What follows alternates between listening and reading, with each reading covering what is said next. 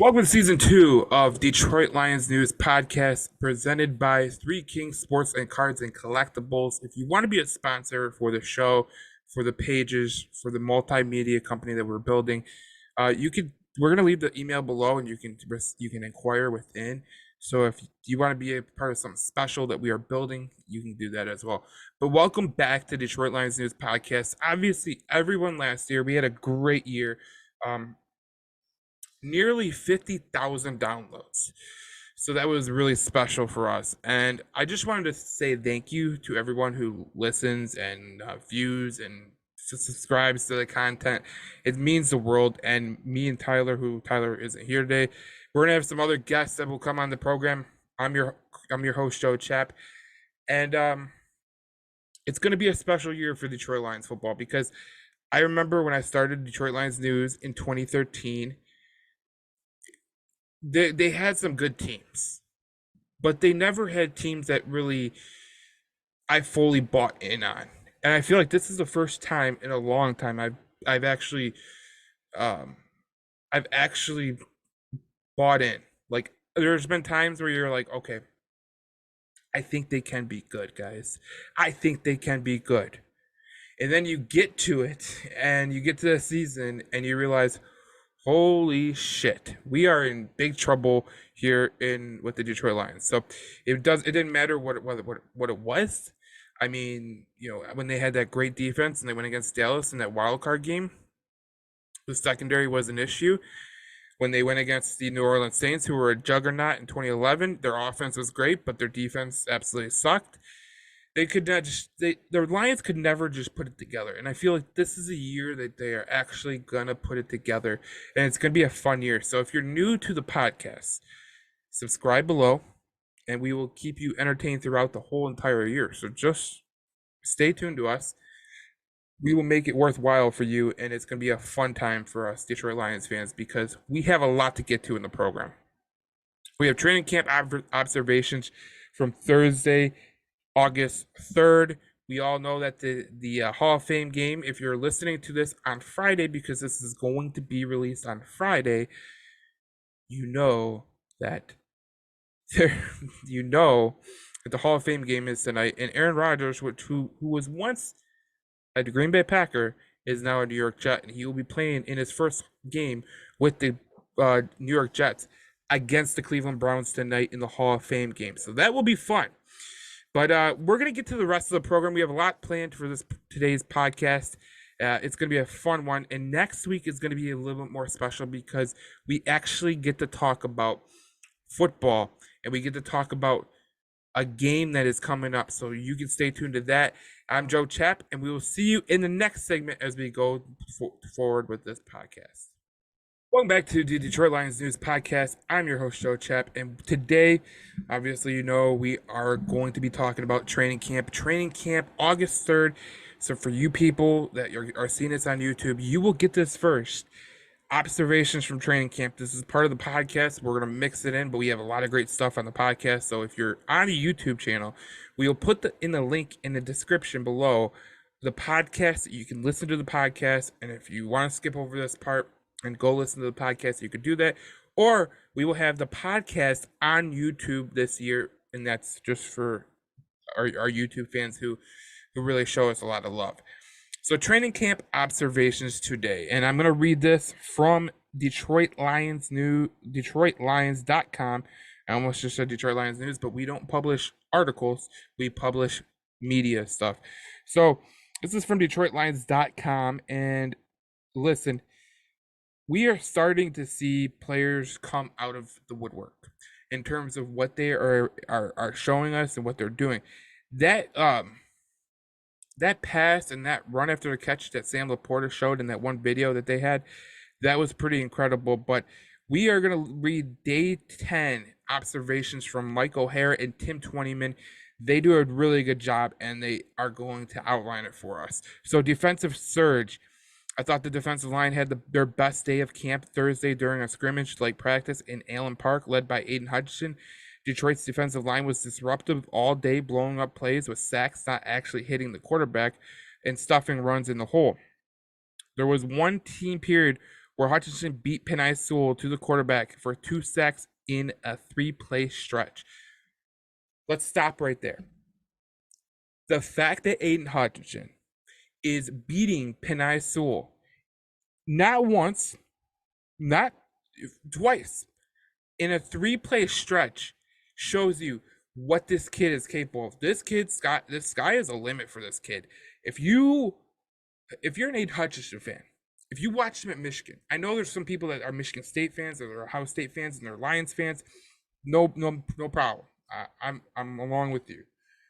But if you're a Michigan fan, you know all about the Detroit Lions, and you know all about Aiden Hutchinson and what he does on a daily basis. And he only got better at Michigan. That's what people don't get. He got better at Michigan, and he every year he really progressed at a high level. And then when he got to his senior year, where he just exploded onto the scene, into some people, it was amazing to watch him play. And he really made a difference in that Ohio State game where he was just, he could not be stopped. And if this is the Aiden Hutchinson you're going to get this year, oh, buddy. But Tim Twentyman goes on. He says, I thought defensive lineman Lee McNeil also stood out Thursday. The quickness he's added to his game is noticeable. I also noticed Josh Paschal and Charles Harris having sacks on a day. This is a very good sign. Don't get it twisted. Don't say the Detroit Lions offense is reverting back to, maybe they're not going to be as good as they were last year. I don't believe that to be the case. I believe that this defense is getting better. This defense is getting better because they're getting healthier. Last year you didn't have Paschal. You didn't have Harris. You didn't have Okora. And we didn't know who James Houston was. Now we know who all those guys are. And then Ali McNeil says, screw it, I'm going to lose some pounds, and I'm going to lose some weight, and I'm going to become a beast in the middle. If you're a Detroit Lions fan, this is probably the best thing that you could hear from training camp. And I know a lot of people don't take stuff out of training camp, and rightfully so, because if you're taking stuff out of training camp, sometimes you could be persuaded because maybe your team is bad or not. But we're really going to get to see this Lions team and the depth that they have in the preseason. And then we're going to hear more about the scrimmages that they have next week that could be really, really beneficial, especially with the Detroit Lions. We could get to know more about this team, and that would be really fun to watch. Now, I thought that, reading that and then reading how good the defense did today with the Detroit Lions was very paramount in showing what the Detroit Lions are all about. And I know a lot of people are not going to look at it the same way as me. But when you look at this team, and you say, man, they could be really good, we're not even kidding. Like, they could be really good, and that'll be fun to watch. Hopefully, they can be a very, very good spot in the team. So, look, no one is going to say anything if this defense is just not as good as it was or as good as we hoped. But I think a lot of people expecting the same defense last year, they're going to be very, very upset because this defense looks like they could be better. And obviously you rely on Aiden Hutchinson. You rely on Charles Harris. You rely on James Houston to get better. Progression from the rookies of last year with Hutch, Paschal, and Houston, you expect them to get better. So if they get better, that could be very, very beneficial for the Detroit Lions in 2023. Exclamation point. This is from Tim Twentyman as well. He says, I thought the defense was a little better than the offense on Thursday, which is a great sign for the football team being better overall in 2023. But wide receiver Amon-Ra St. Brown finds a way to make a big play just about every day. And Thursday was no exception. He finished off a team period with a touchdown on a contested catch with cornerback Chase Lucas draped all over him. Lucas just put his hands on his head in disbelief after seeing St. Brown caught the football. St. Brown celebrated the score by punting the ball toward the crowd in the stands who loved the play and the celebration. Now, if you're watching on YouTube, you can see that the sun is coming in, and I'll fix that throughout the podcast. But look, if we're going to get this Amon-Ra St. Brown, who is going to be electric, we know Amon-Ra St. Brown, He is a very good player. He finds ways to get open. He finds opportunities to present himself. He gets open. He's one of those guys where even if you think he's covered, he's so smart and so instinctive that he finds a way. And it's kind of like a Keenan Allen. You know, Keenan Allen is not one of those guys that you look at and you go, what a specimen. You know, he's not Kelvin Johnson. He is not you know, Julio Jones, DeAndre Hopkins. But those smarter guys sometimes they could be very beneficial for the Detroit Lions, especially when we talk about the Detroit Lions and their offense. And missing Jamison Williams for the first 6 games, you have St. Brown. You're not going to really lose anything. So it's going to be very impressive to see if St. Brown can continue this going into the season, which I assume that he will. You know, St. Brown has showed year after year after year, you know, that first rookie year, he came out of nowhere. Last year, he was a big part of the offense, and he was a critical piece for the Detroit Lions team. And I'm interested to see what happens when he gets a tight end like Sam Laporta, he gets a running back like Jahmyr Gibbs coming out of the backfield, and he gets Jamison Williams when he comes back from his suspension. This could be the unlocking of what we think Amon-Ra St. Brown could potentially be. Only issue you should have is that if he has a great year, you're going to have to pay him. And that will be interesting by itself because honestly, there's no way of knowing exactly what he would get in the open market, and we don't know what his contract would be because he's so useful in every phase of the offense. So if you're a Detroit Lions fan, you'll take the good with the bad, especially if Amon-Ra St. Brown has a great year this year. Injuries. The Lions got good news on Thursday. Wide receiver Trinity Benson's injury wasn't as severe as it looked to be Wednesday when he was carted off the field. The team will be hoping for similar good news good news Thursday after cornerback Jaron Williams went down with a lower body injury and was also carted off the field. So this is a tough part about training camp. You have injuries. Luckily, you avoided disaster with Chauncey Gardner-Johnson. It looks like you avoided disaster with Trinity Benson too. But when we get to this time of the year, a lot of people, they kind of get, how do you say it? There's times where injuries just happen out of nowhere, and you really get screwed out of your team's being successful or not.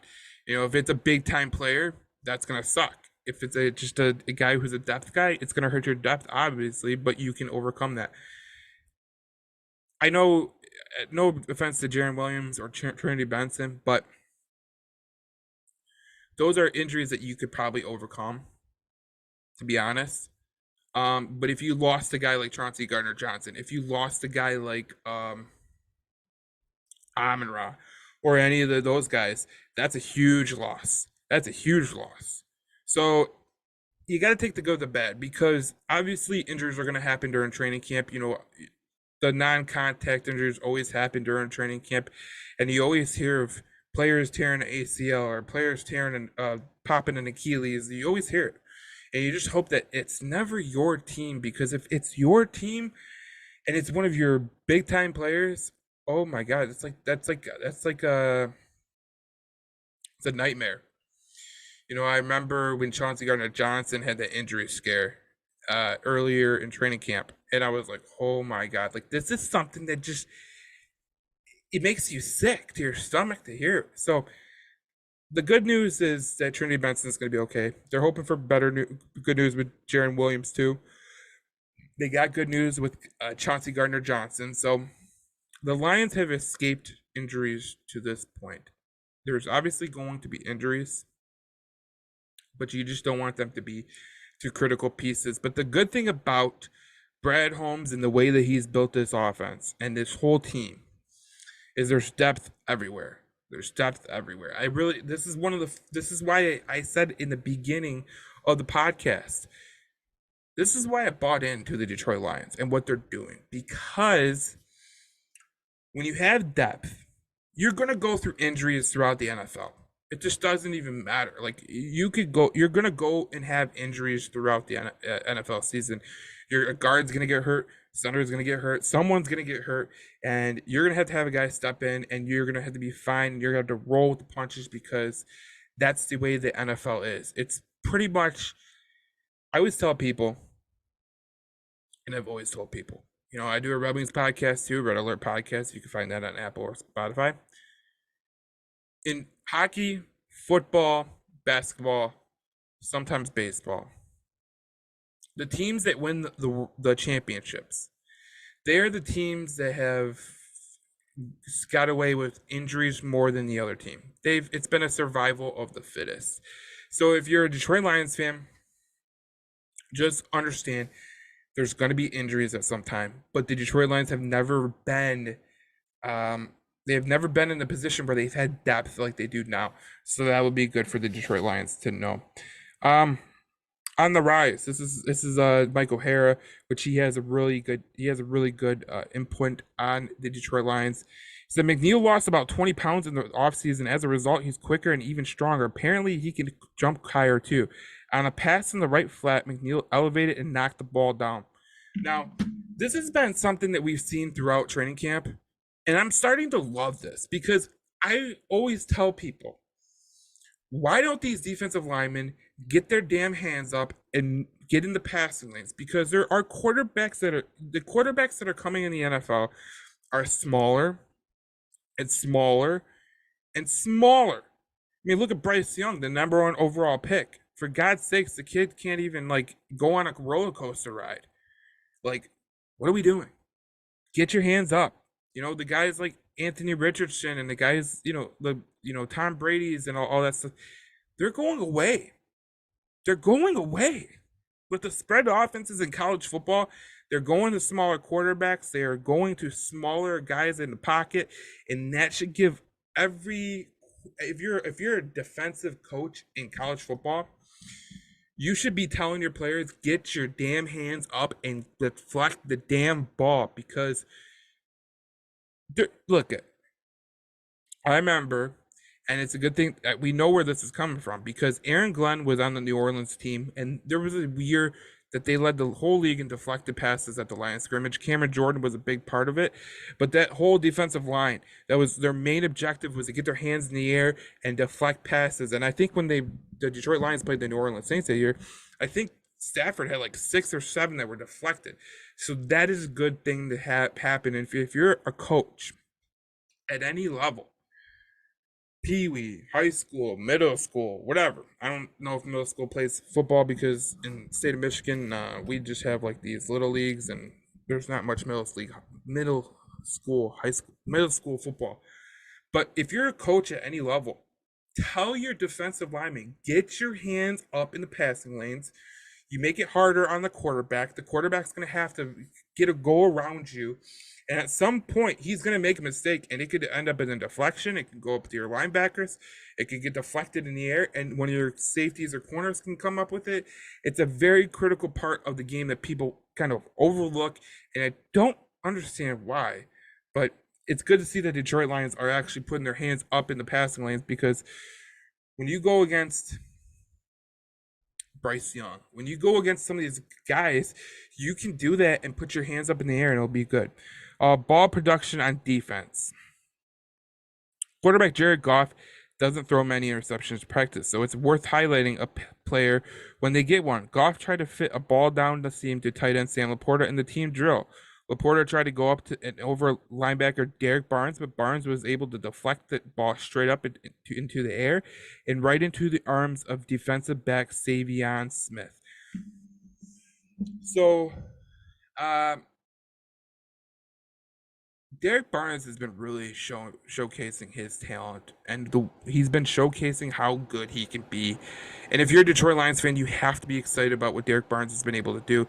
And if he can do what he's doing in practice in the passing game, that could be very, very beneficial for the Detroit Lions moving forward. And yes, Jared Goff doesn't turn the ball over in practice, but today the Detroit Lions defense force those turnovers, and that's good to see. And hopefully, it's not a sign of Jared Goff doing the same thing in games. So, We go down. Um, the play of the day, this belongs to running back Justin Jackson for a long touchdown catch down the left sideline. He got a step on rookie linebacker Jack Campbell coming out of the backfield into the flat and was able to stay on his feet as Campbell tried to dive and clip at his feet. Then Jackson put a great move on defensive back CJ Gardner Johnson, faking a cut inside at about the 10-yard line that allowed him to go untouched in the end zone. Jackson is definitely in the running to be Detroit's number 3 running back.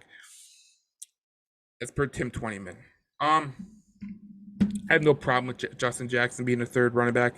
He showed that he is useful. If you watched him in San Diego or LA or whatever the hell they were in those 2 years where they were going from San Diego to LA, um, you've seen that Justin Jackson does have talent. You've seen that Justin Jackson can make plays with his feet, and you've seen that Justin Jackson does have some skill to him. So I'm not going to take anything by this. I'm not going to say like, oh, Jack Campbell missed a tackle, because Chauncey Gardner Johnson did too. So obviously it was a good play and a good fake, and it was good athleticism by Justin Jackson, and I would easily pencil him into the number 3 spot on the Detroit Lions running back depth chart. Comparisons: Jerry Jacobs, who made the Lions roster as undrafted free agent in 2021, sees similarities between himself and rookie cornerback Starling Thomas. Thomas is a free agent trying to earn a roster spot at cornerback. He reminds me of me, Jacobs said, referring to Thomas's play style. You can never have enough Jerry Jacobs. I think this goes overlooked sometimes. If you have a guy like Jerry Jacobs on your team, or you have 2 Jerry Jacobs on your team, or 3 or 4, you're going to be better for it because they are going to show the aggressiveness. They're going to show that they can be good against every obstacle. And when you're an undrafted free agent, you come in with a very, very big chip on your shoulder. We've seen that with Jerry Jacobs. We're starting to see that with Starling Thomas. We've seen that with AJ Parker.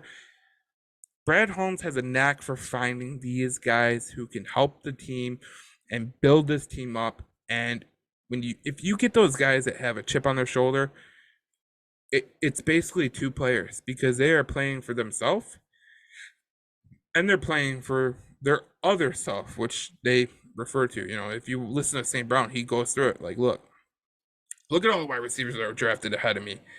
And that's something that you really can't put a price on. And Dan Campbell, I'm sure, loves it. I'm sure Brett Holmes, this is what he goes after, because you can't have enough guys who are just bulldogs. You can't. And Starling Thomas has had a really good training camp, and he's going to be a really good player for the Detroit Lions. I think he will make the roster, so that's going to be interesting.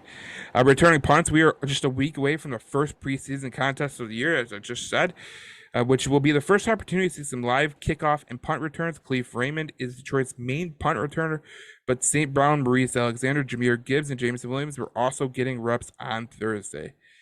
I think it's Raymond's job to lose. We all know that Maurice Alexander was great last year. And no, I do not want to see St. Brown. I do not want to see Gibbs. And I do not want to see Jameson Williams taking punts back because that's more of a risk of injury. And I just don't think that's a good idea. This is the last point of this article, situational football. The offense was given the ball on the defense's 37-yard line with 29 seconds left on the clock with 2 timeouts in the pocket. Late in practice, trailing 28-20, the first team offense quickly moved down to the 6-yard line in just 13 seconds with 2 completions to St. Brown. Again, St. Brown coming out of nowhere, playing his ass off. He's incredible. Running back David Montgomery punched it in from there with a run up the middle. The offense failed to convert a halfback pass for the 2-point conversion. The second team offense needed just 2 plays to score. A strike from quarterback Nate Sudfeld to wide receiver Denzel Mims down to the 4-yard line set up a tight end Brock Wright 4-yard touchdown on the next play. You love to see it. Denzel Mims getting a pass from Nate Sudfeld. I know a lot of people don't like Nate Sudfeld. There's a lot of people who want Teddy Bridgewater. I don't disagree with you.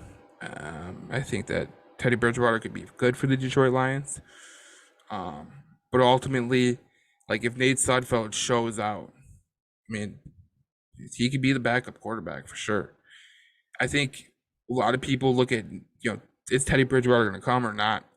If I'm Teddy Bridgewater, I'm waiting and waiting and waiting and waiting.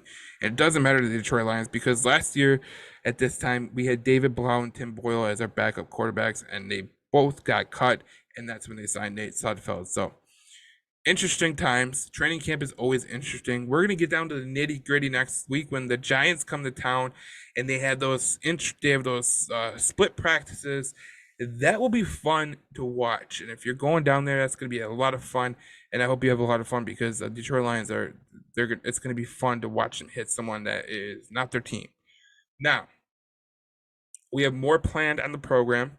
I have 4 underrated players that people should be watching in 2023. We are also going to get to um we are also going to get to rookies who could really surprise people in 2023. And it's not going to be like your run of the mill, Jack Campbell and Jahmyr Gibbs. It's going to be a little more broke down from that. And then we're going to have, our final thoughts as we always do on the Detroit Lions News podcast. So stay tuned to that. And if you're on YouTube and you're watching this, because I will post this before I post the podcast, make sure to subscribe here to the YouTube channel. We are going to post the podcast on YouTube, but we are also going to post the podcast in the link in the description below. You can listen to it on Apple, Spotify, Odyssey, wherever you get your podcast. Detroit Lions News podcast will be with you. So we will see you in the next segment as we talk about the Detroit Lions and 4 players who I think could be potentially breakout for the Detroit Lions in 2023. Welcome back to the Detroit Lions News podcast. Obviously, I told you in the last segment that I was going to break down the 4 players who I think could have breakout years. And there are 2 people on this list who have played at a high level, but I think that they are destined to be better in 2023. I'll give my reasons why. So look, I'm going to start with 4 and I'm going to work my way up to number 1. And we're going to kind of go through it and see I want to get your comments. So if you're on YouTube, give me your 4 players who will be the biggest breakout players for the Detroit Lions in 2023. And if you're on the podcast, you can go to Detroit Lions News Facebook page. You can go to One Pride Nation, join the group. We're going to have a lot of fun this year with the Detroit One Pride Nation. And give me your 4 breakout players because I'm interested to know everyone's 4 breakout players because I feel like everyone could have a different opinion on the 4 breakout players that they're going to have. So if you're looking on YouTube, I did get the sun on my face. So if you're looking at YouTube, we're all good. I don't have to wear sunglasses. We are fine and dandy. I'm going to start at number 4. And I'm going to start with a guy who I think a lot of people had high expectations for. I think a lot of people expected him to be good year 1, but I think he's going to be good at the right time. I think this is the right time to be good because it is Derek Barnes, the linebacker from Purdue, who has been here 2 years. Is going into his 3rd year. Obviously we thought with Derek Barnes that he would get better, quicker. And a lot of times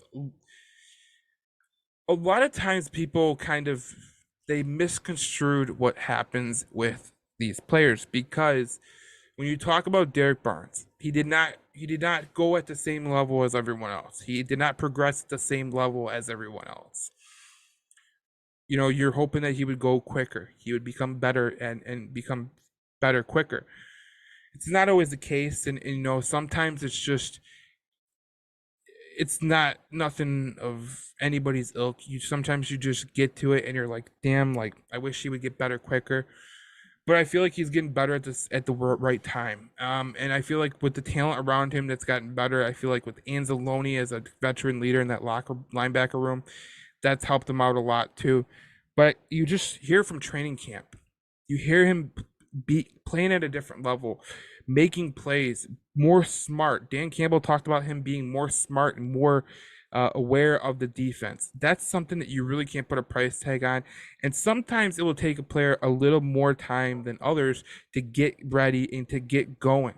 So Derek Barnes is number 4. Number 3 is Jerry Jacobs. I think with Emmanuel Mosley out, I think we're going to see him not play the first couple weeks. But I think that Jerry Jacobs, with the talent around him getting better, because the talent around him at the cornerback position has gotten a lot better, I think it could help Jerry Jacobs become a better player. I think that Jerry Jacobs has the ability to be a lockdown guy who is not your main corner. He's not going to be the corner that you ask to guard Justin Jefferson, but maybe to guard Jordan Addison, maybe to guard this guy, and then Chauncey Gardner-Johnson goes into the slot. There's no problem with having a lockdown guy opposite of Cameron Sutton, because we all know that football is a game of kind of game planning, schematics, trying to figure out the best matches. And if you are a quarterback or you're an offensive coordinator and you are going against the Detroit Lions, you are going to look at the Detroit Lions and you are going to be like, who do I go with? Who do I go against? Who am I going to go against? Am I going to go with uh, am I going to go with uh, this guy who Jerry Jacobs is on?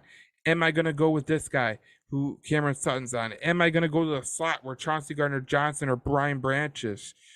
You know, it opens up a world of miscommunication that could happen in a game. And that big play could be a miscommunicated play. And the next thing you know, it's a turnover because someone ran the wrong route, or the quarterback timed a pass at the wrong time, and he threw it at the wrong angle and threw it a little bit short, and it's going for 6. This is the things that can happen. So when I mentioned Jerry Jacobs, it's because the talent level on the defense has gotten better. The talent level on the defense has gotten better to the point where you can put Jerry Jacobs in the game and you're not asking him to be your number one corner. You're asking him to just go in there and defend his guy. And Cameron Sutton's obviously going to mirror, some of the top wide receivers we play. Chauncey Gardner-Johnson's going to be in that slot. He's going to play in that box role. So I think that Jerry Jacobs not being asked to be everything, to be a top flight corner is good for him. And I think that we're going to start to see a better Jerry Jacobs because he's not going against all the top guys all the time. Jerry Jacobs, I think when the problem with Jerry Jacobs a lot is when he gets in situations where he is not fast enough, where he's not tall enough, where his size doesn't match up. Sometimes he gets a little handsy, and that's okay because a lot of cornerbacks in the NFL, they get handsy, especially when they are the mismatch kind of guy. You see it all over the NFL, and it happens all the time. And look, it's going to happen. So that's why I have Jerry Jacobs 3. And those were the 2 guys that I had on there that had played for a couple years. They're 3-year players. They're both great players, and I think that they're going to really excel so much in 2023. Number 2 is going to be a guy that I think a lot of people just so look, I know people are upset about Jameson Williams' 6-game suspension, okay? I know they are upset that he didn't play at all last year. Well, a little bit, but not enough. And Dan Campbell talks all the time how he needs reps, and he's going to get a lot of reps in the preseason, and that will be great for Jameson Williams.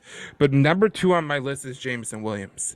I think that when you put Jameson Williams out there, and I think when you put him out there with Laporta, with Gibbs, with St. Brown, you are asking defenses to put themselves in a bad position. Because at some point, they're going to have to leave someone one-on-one. And do I think that Sam Laporta can make a linebacker look silly? Absolutely. Do I think that if Jahmyr Gibbs is coming out of the backfield that he can make a linebacker or a safety look stupid? Absolutely, one-on-one. We know St. Brown can make a cornerback look stupid on a one-on-one. It opens up so many possibilities. And then you're not even adding in who is going to be your slot guy. If it's Marvin Jones, if it's Khalif Raymond, if it's Josh Reynolds. This team is so stacked in terms of the talent that they have that they can really put anybody in that position and they're going to be good. But Jameson Williams, I think, is going to be a really key player for this Detroit Lions team. Because he does have the speed.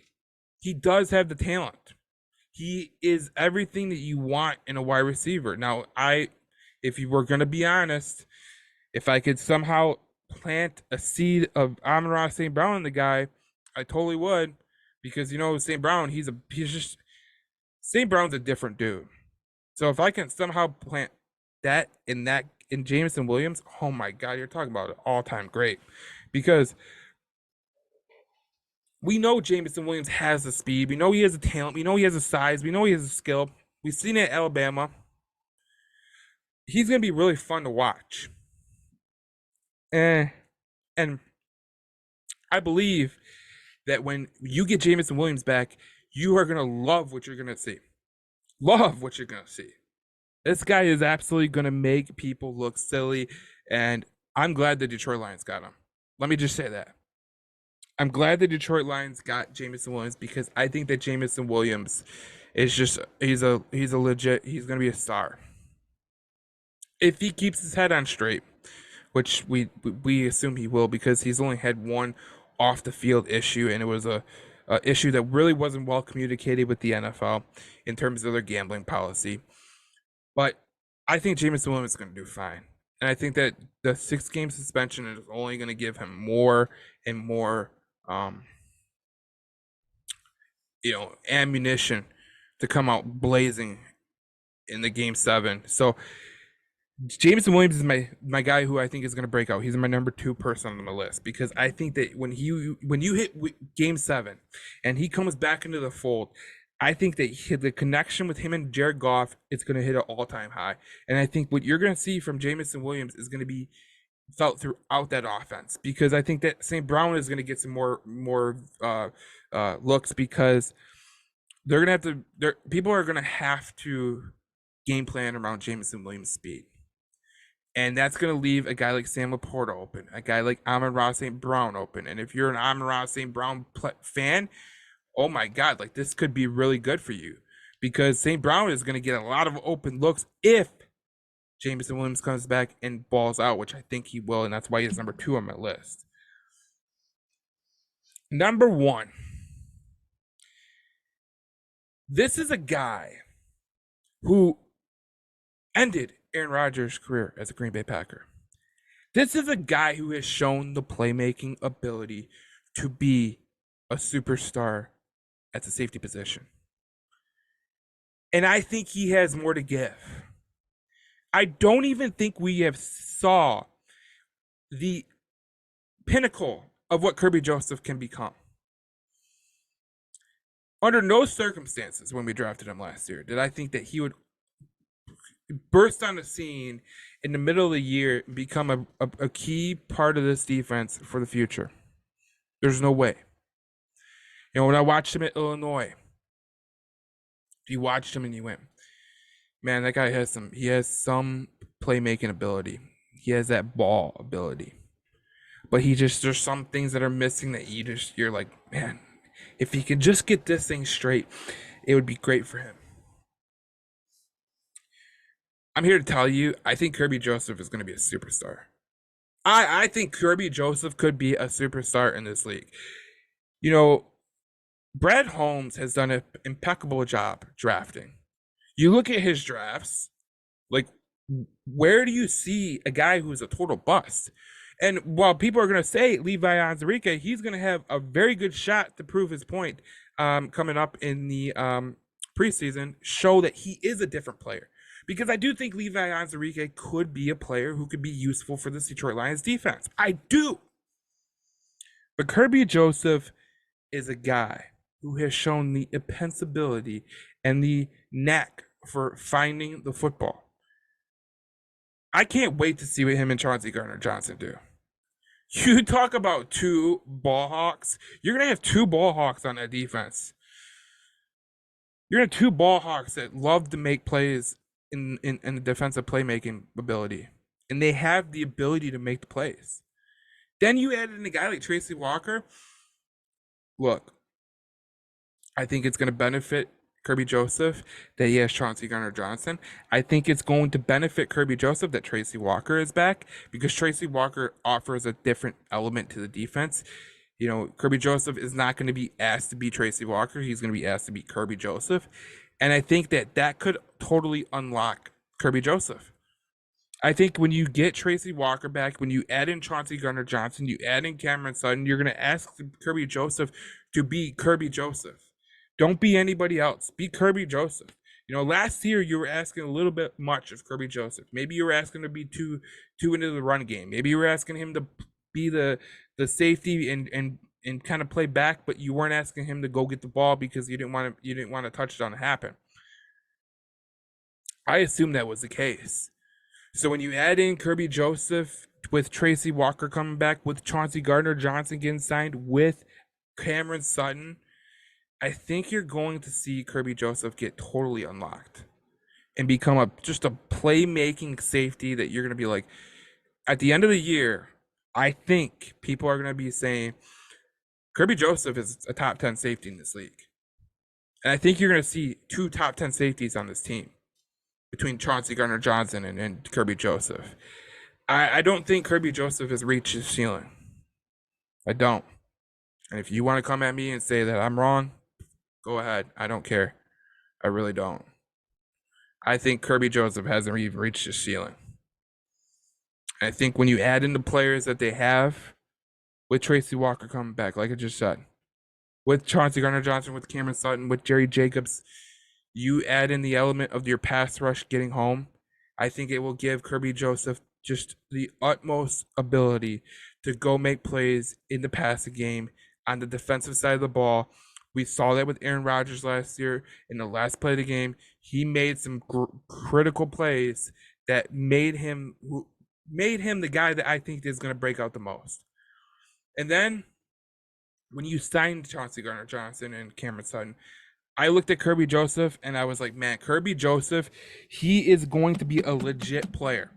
He is going to make this thing happen. And I think that if you're a Lions fan and you've been fiending for a guy who can go get the ball and be that playmaking safety, I'm pretty sure Brad Holmes got that safety in Kirby Joseph. So, look, there's a lot of things that the Detroit Lions are going to be privy to. So my top 4 were Derek Barnes, Jerry Jacobs, and Jameson Williams, and Kirby Joseph. I think those are the 4 players that could potentially break out for this Detroit Lions team. And I think if you are a Detroit Lions fan, you should be so excited about this year, because I think the Detroit Lions have the team to beat in the NFC, because there's certain things that we're going to see through the preseason that's going to really show me that what I'm saying is true. But the defense is going to be better. Like, let's put it that way. Number 1, defense is going to be better. And when I get to my rookie portion of the podcast, we're going to see why. But defense is going to be better. The offense is going to be better. It might be just around the same, but that's okay because they were top 5 offense. And I firmly believe when you have a top 15 defense and you have a top 5 offense, you are a championship contending team. Period. Full stop. End of story. That's how it works. So in the next segment, we're going to be talking about the top rookies, not in the first round, and I'm going to give you my top 4. They're not ranked right now, but I will rank them out, and then we will have the conversation in that segment. So follow us along into the next segment, and I'll give you the information that I have. And if you're watching on YouTube, you're seeing this piece of paper get floated around, and you're like, what's on the other side? Well, that is strikeout parlays that I've tried to do, and I just can't do. So we will see you in the next segment of the podcast, where I break down the top 4 rookies that I'm looking forward to seeing. Going back to Detroit Lions News Podcast, I am your host, Joe Chapp. We are in probably the later half of the podcast. So if you are on YouTube, you are seeing how many minutes we have left.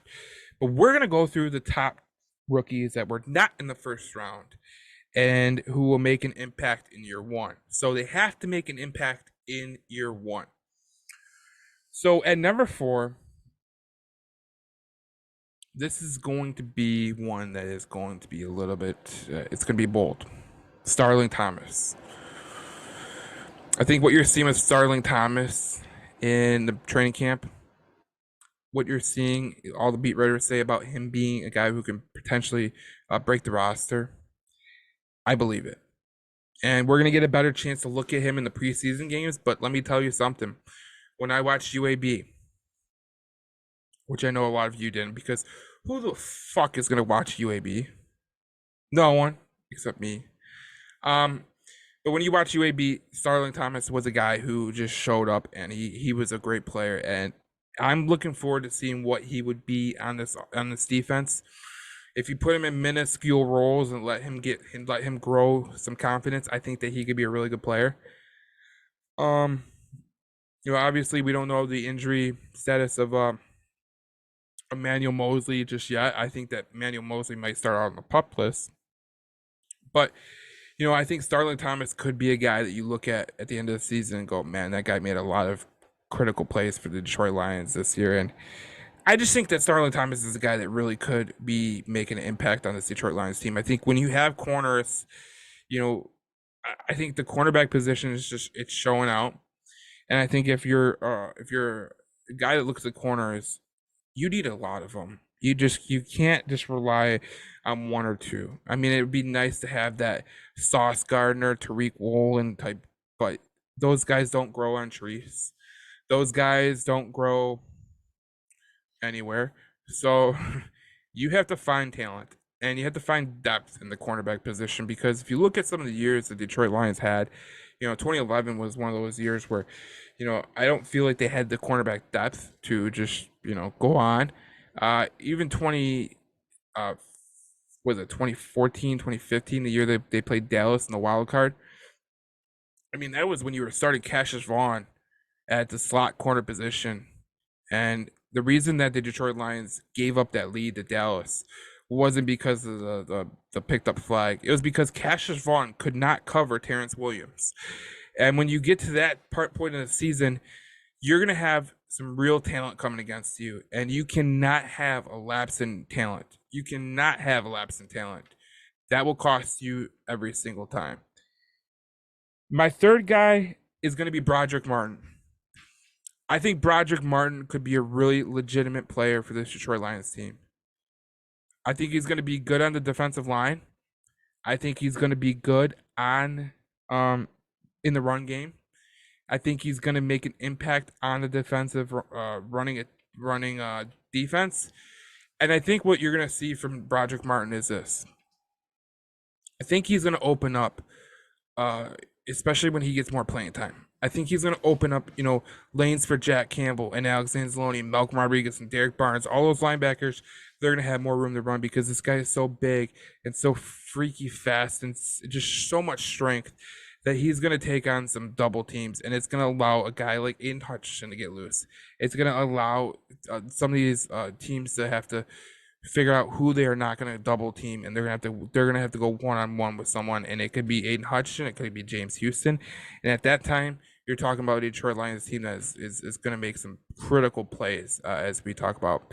And so Broderick Martin is number 3, because I think that Broderick Martin is probably going to be the steal of the draft for the Detroit Lions. I think that he is going to be kind of like a Snacks Harrison kind of input. He's going to be a guy that's going to give you a lot of snaps. He's going to be a guy that's going to give you a lot of talent. And he's going to be a guy that gives you a lot of chances to make plays. And I think Broderick Martin is my number 3 one, because I think he is going to be a great player for this Detroit Lions defense, especially in certain situations. And like I said, I look at Broderick Martin as a Snacks Harrison type, a guy who is going to be great against the run. He's not going to be your pass rusher, and he doesn't need to, because you got a lot of those hybrid pass rushers to fit next to Lee McNeil. So this could be a very good thing for the Detroit Lions, having a guy like Broderick Martin who can defend the run and who can make plays in the run game on the defensive side of the ball. Number 2 is Brian Branch. I didn't think we would get Brian Branch at that position. I'm going to be totally honest with you. That was kind of a lucky thing that I still don't know how they got Brian Branch. I mean, you talk about a guy who's a captain of a Nick Saban defense. Unheard of. Unheard of. You talk about a guy who makes plays in the pass game, the run game, screen game. all over the place. But then you add in the fact that Brian Branch is going to have a guy in Chauncey Gardner-Johnson who he can learn from. That can't be understated because eventually, at some point, you're going to put Brian Branch in some of these games. And I think that him learning from Chauncey Gardner-Johnson and practice, being around safeties like Kirby Joseph and Tracy Walker, that could be very, very good for Brian Branch. I think Brian Branch is going to be the benefit of having great guys in his locker room, in his safety room, that are going to give him the experience. They're going to give him the knowledge that he needs to know for the NFL game. But him coming from Alabama, being a team captain, being a leader of the Alabama football team, that can't be understated. He is going to be a great player for the Detroit Lions, and I think that he is going to make a critical impact in year one. Number one is probably the biggest one that I think is going to make an impact. It can't be understated. People went off the rails when they went in and got a tight end. You're stupid because you do need tight ends. And if you get a guy who can be a potential game breaker, who could be a matchup nightmare, that could be huge. But I know a lot of people didn't watch Iowa football last year, and they didn't have to. You watch Iowa football, you go, holy shit, this offense sucks, which they did. The offense did suck. But the whole offense revolved around Sam Laporta. And for Sam Laporta to put the stats he put up last year was just unreal. And people are going to look at his touchdown numbers. Let me just say this. I'll save you the aggravation. You were not scoring touchdowns with the Iowa football team, okay? They had the worst quarterback in the country. Their offense was getting outscored by their defense. It was just a brutal offense to watch. Like they barely scored, and Sam Laporta was their only option. And the year before, they had Charlie Jones, who won it in the NFL draft just this past year. He ended up going to Purdue and showing out with a real offense because that's exactly what Iowa does. Iowa, they crank out these tight ends. They don't give them gaudy numbers, but they give them. They're guys that can produce.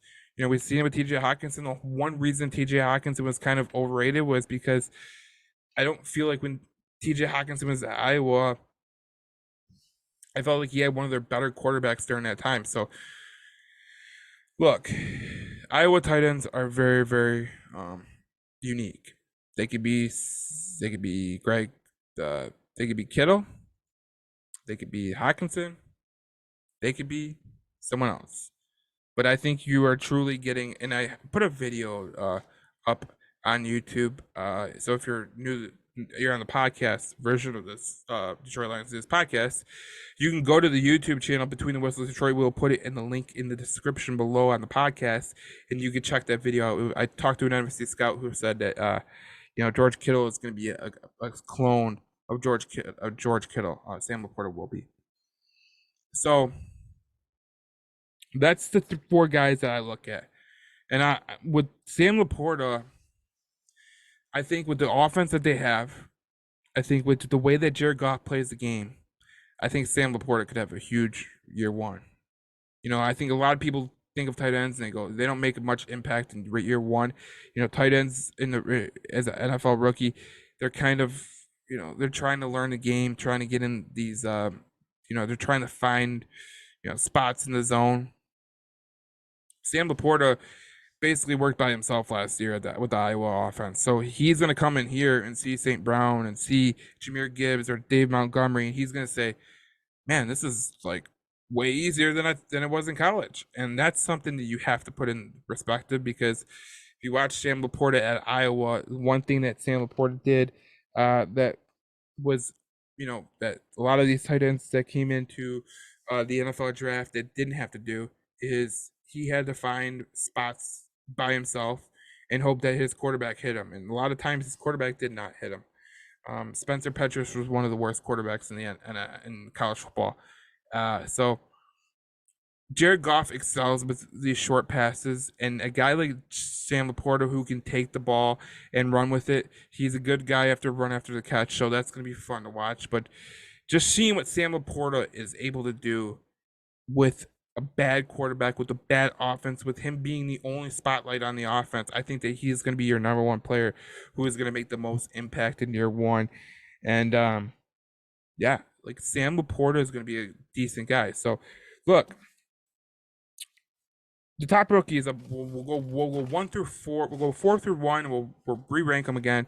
For if you missed, maybe you took the headphone out, or you just wanted to get back in the thing, or if you're on YouTube. So we have number 4. We have Starling Thomas. Number 3. We have Broderick Martin. Number 2. We have Brian Branch, and number 1. We have Sam Laporta. Now, this is the part of the podcast that I usually give an opinion. It's like our closing thoughts. Tyler isn't here today on the podcast. I don't have a guest on the podcast, so it's just me rolling along. So we'll go into the next segment, final thoughts, and this will be my final thoughts on this podcast. And then we'll go into next week with training camp and the Giants coming in for their first preseason game. I think it's the Giants or the Colts. I'm not sure. I gotta look at it again. I mixed up the weeks, and it was brutal. So follow me in the next segment as I do my final thoughts. I think I have a really good final thought that we can all agree with here, and you're gonna love it. And I think we're gonna do a pretty good job of displaying it. So follow me in the next segment, and if you're on YouTube, you could just keep watching. Welcome back to the Detroit Lions News Podcast. I am your host, Joe Chapp. We are on the final thoughts, the closing argument of the podcast. And if you're on YouTube, you're watching this for the first time. This is where I just go into kind of like something that I'm thinking, usually me or Tyler or one of my guests that's on. And it's our closing thoughts. And we could have different closing thoughts, whatever. So I was reading, it's from NFL.com. Taylor Decker says he's been in Detroit since they were the butt of all jokes. So their 2023 expectations mean nothing until they prove it. I'm tentative to put expectations or long-term goals out there because I've said it a million times. I was here when we were the butt of all jokes. So Taylor Decker has been here at the beginning when everything was happening. When Bob Quinn was his general manager, when Matt Patricia was the fat Matt Patricia was his coach. He says ultimately the expectations, while they are fun and a cool thing to get that attention, they mean nothing until we prove it. Now, a lot of people have been echoing the same point. Dan Campbell echoed the same point. Jared Goff echoed the same point. Aiden Hutchinson echoed the same point. But Taylor Decker has echoed it in a different proportion because Taylor Decker has been through it all with the Detroit Lions. He has seen Bob Quinn come in here and destroy the team. He has seen Fat Pat Patricia come in here and absolutely gut the team. And Patricia was the low point of this Detroit Lions franchise. He was at the lowest point. He was probably the lowest point of this franchise, him and Bob Quinn. When a guy like Taylor Decker says something like this, just be aware what he's saying to NFL.com. I'm sure every player that is on that team is hearing the same thing from Taylor Decker.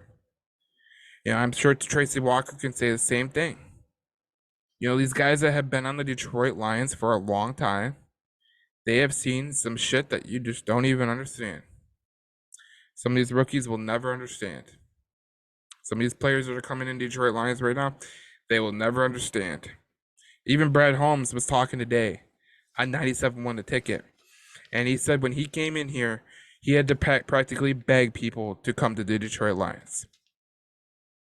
And the way you change that is by building a culture and building a team that is willing to play at a high level. Dan Campbell and Brad Holmes have put together a really good team. They have put together a culture that you can see from the outside and say, I want to be a part of that. Cameron Sutton, David Montgomery, those guys came from, well, not David Montgomery, but Cameron Sutton came from a winning organization. So did Emmanuel Mosley. So did Chauncey Gardner-Johnson. I mean, for God's sakes, his team was in the Super Bowl last year. it can't be understated how far the Detroit Lions have come, but how far they have to go. You know, a lot of people talk about the Detroit Lions and they talk about where they are in their progression. What are the Detroit Lions? Well, the Detroit Lions are a team that can compete. Well, that doesn't mean anything. It doesn't. It truly doesn't. So a lot of people are going to look at this and they're going to say, huh. They're going to read it on NFL.com and they're going to be like, what is he talking about? And obviously, if you're an NFL fan, you're going to know. And if you follow this team throughout, you're going to know.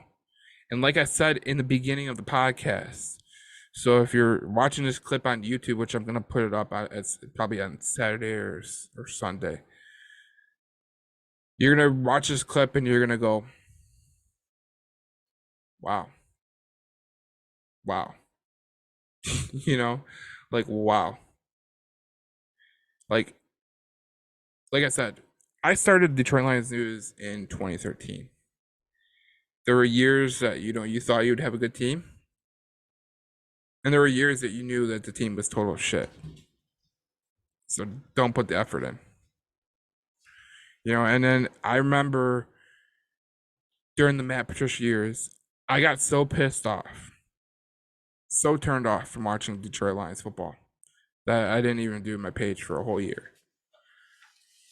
For a whole year, I didn't do my page. I was so pissed at the organization. I was so pissed at the team. I was so pissed at the people that they hired that were absolute buffoons. Now with Dan Campbell and Brett Holmes, you got an absolute opposite of the equation. When people look at Dan Campbell, they see part of them in them. You see part of you in Dan Campbell. A guy who just doesn't give a flying fuck what anybody thinks. And, you know, people are going to love it. People are going to love it. And Brett Holmes, a smart man, a guy who can build a roster, who can find talent. This is something the Detroit Lions have always needed. A general manager who could put together the right team. And I know a lot of people aren't aware. Like, there might be new Lions fans that are listening to the podcast right now, and they're going, what is he talking about? Go back and watch the Matt Patricia years. That's how bad it was. And a lot of people talk about the Matt Millen years, but honestly, I think the Patricia years were worse because you had a legitimate quarterback and you wasted those years. And then you get a trade, you get a cast off in Jared Goff, and you make something of it. Look, Detroit Lions are not a perfect team. I'm not even saying they're a Super Bowl team. I'm saying that they have built a culture to where you can think and you can believe that this team is going to be a team to be reckoned with in 2023 and beyond. And all you have to do is look at the front office. All you have to do is look at the coach and what he's all about. Accountability, being on task. You look at that and you tell me the difference between the Detroit Lions of old and the Detroit Lions that are new. This is the brand new Lions. So people really need to take a look and look at it. I'm your host, Joe Chapp. I hope you enjoyed the podcast of season 2 of the Detroit Lions podcast. We were hoping to do podcasts during the summer, but just things didn't happen like they should have. There was a lot of things I was dealing with. So I couldn't bring you podcasts throughout the summer, and I would have loved to, but there was just things that happened that I had to get off. I had to take care of.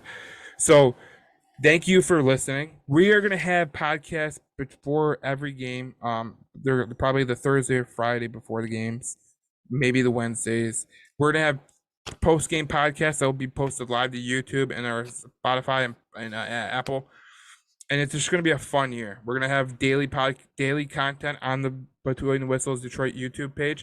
So if you're not subscribed, you really need to subscribe to the Between the Whistles Detroit YouTube page. And I will put that link in the podcast descriptions so you can click on it and subscribe from there.